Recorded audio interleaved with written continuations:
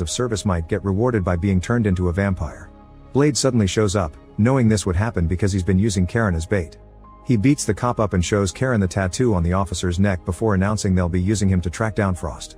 Then they check Krieger's car and find the truck full of blood bags, so Blade takes out his gun to demand an explanation. Karen stops him before starting chaos in the city, and Krieger gets to run away.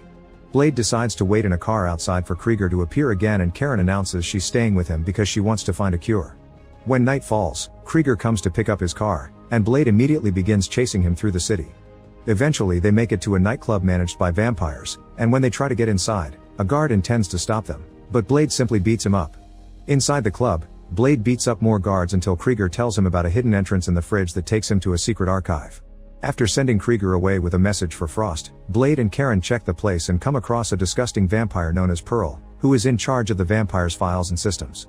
Meanwhile, Frost manages to finish the translation of the ancient texts.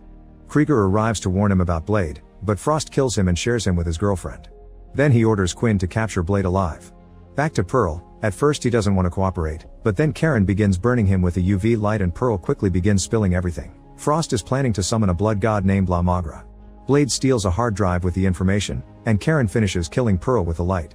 Then Blade uses a special explosive spray to blow up a door, behind which they find the ancient vampire Bible. Suddenly Blade hears a noise and finds a scared little girl, but when he tries to help her, she reveals herself to be a vampire and attacks him. Quinn arrives with more guards and another fight starts, during which Blade gets tied to a column, and Quinn takes the chance to stab him in revenge. One of the vampires grabs Blade's sword, only to lose his hand to the trap in the handle. At that moment Blade reveals he's been wearing an earpiece in case he needed help, and the wall nearby explodes, revealing Whistler.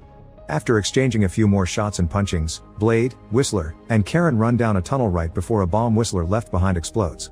The tunnel takes them to the subway